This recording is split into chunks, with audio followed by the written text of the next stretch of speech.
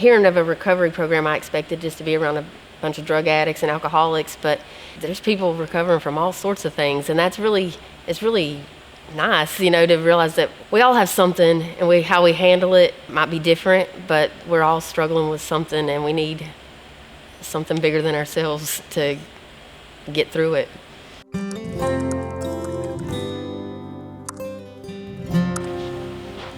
That's fabulous. Thank you. Excellent work. I grew up in Ashe County, North Carolina. That's in the mountains. I had a pretty normal childhood. I had a sister.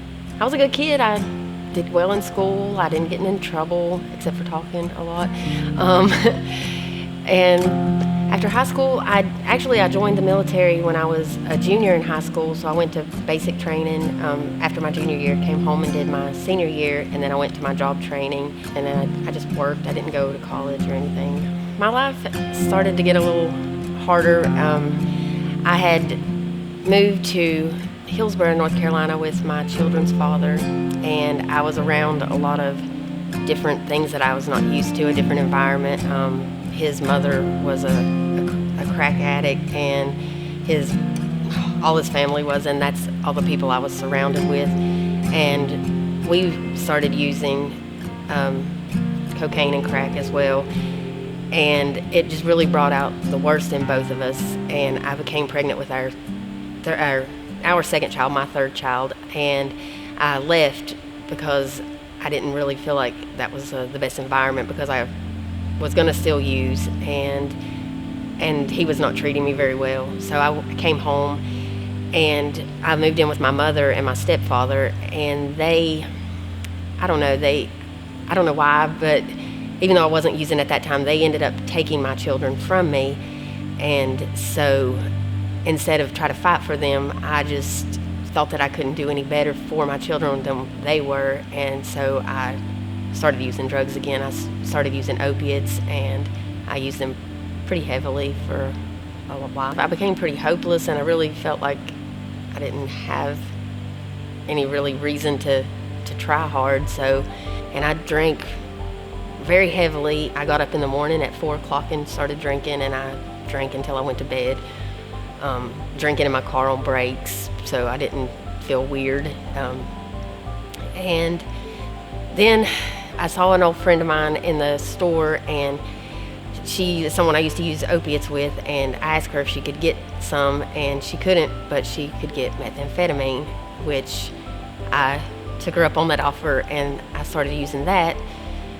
And then I just stayed in trouble. I was in court every month. I was in jail at least once a month. And my child, she did eventually come back and live with me, my youngest, and she would say awful, hurtful things to me because of my drug addiction, and I just realized what an example I was setting for her, getting ready to go out into the world herself. And it was pretty low. I don't know.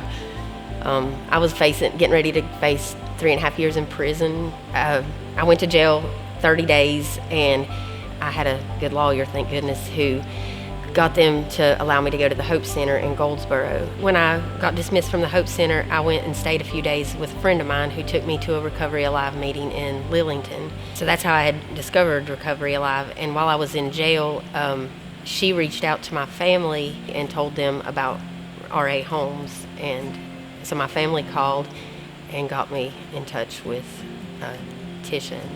Hearing of a recovery program, I expected just to be around a bunch of drug addicts and alcoholics, but there's people recovering from all sorts of things, and it's really nice, to realize that we all have something, and how we handle it might be different, but we're all struggling with something, and we need something bigger than ourselves to get through it. Here at Temple, I feel like the Holy Spirit is definitely here. I feel like we all are able to have an encounter with Him every week.